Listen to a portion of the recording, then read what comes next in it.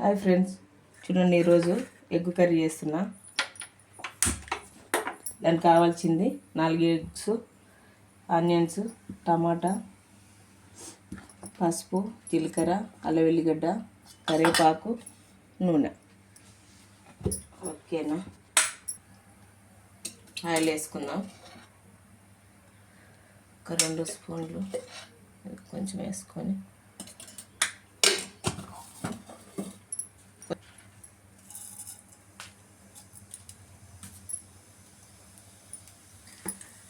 కొంచెం ఇది వేగిన దగ్గర ఉల్లిగడ్డ వేసుకుందాం. కొంచెం ఉల్లిగడ్డ ఎక్కువనే కోసుకోవాలి, కర్రీ కదా చాలా కొంచెం గ్రేవీలాగా వస్తుంది కాబట్టి. కొంచెం మగ్గుతుంది కదా, మగ్గడం కోసమని కొంచెం సన్నుప్పు వేసుకుందాం. కొంచెం మొత్తం కొంచెం ఉప్పు వేయడం వల్ల తొందరగా మగ్గుతుంది, అందుకోసమని. ఒక 2 నిమిషాలు అయితే మంచిగా మగ్గుతుంది. ఒక మూత పెట్టేసి 2 నిమిషాలు ఉంచుకుందాం.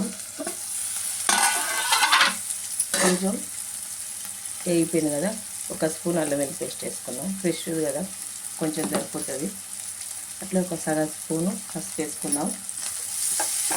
ఇవన్నీ బాగా మళ్ళీ మగ్గాలి.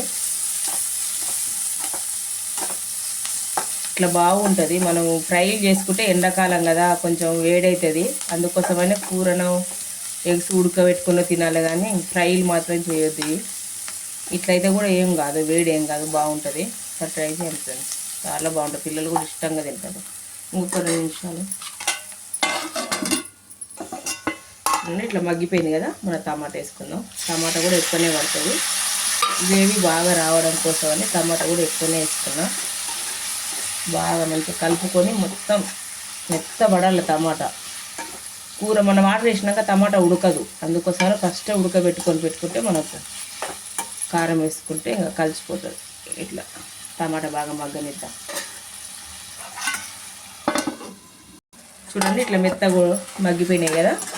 తర్వాత మనం పచ్చిమిర్చి, కొంచెం కరివేపాకు వేసుకుందాం. ఇట్లా వేసుకోవడం వల్ల టేస్ట్ వస్తుంది.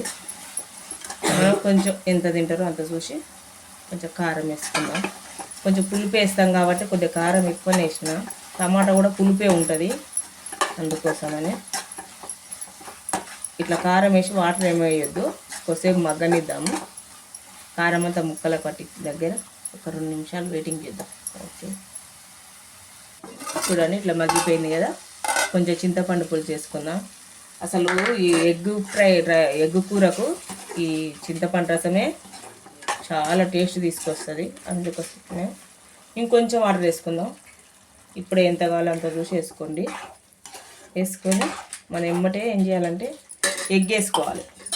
ఇది ఉడికే లోపల ఎగ్గు ఉడికిపోతుంది, అందుకోసమని ఫస్ట్ ఇది వేయంగానే ఎగ్ వేసుకోవాలి.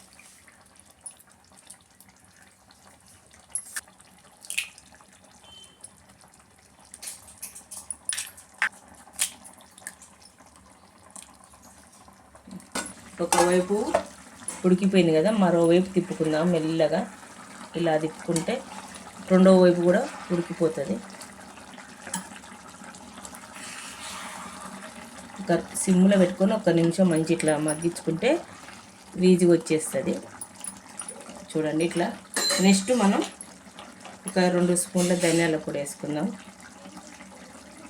తర్వాత గరం మసాలా కొంచెం వేసుకుందాం, ఎక్కువ అవసరం లేదు.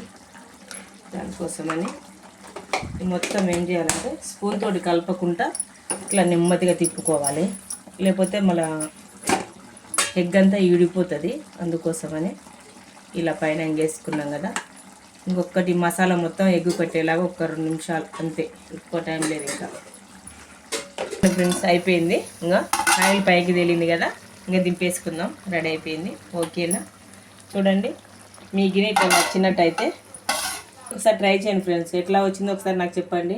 లైక్ చేయండి, షేర్ చేయండి, కామెంట్ చేయండి, సబ్స్క్రైబ్ చేసుకోవడం మాత్రం మర్చిపోకండి ఫ్రెండ్స్, ప్లీజ్.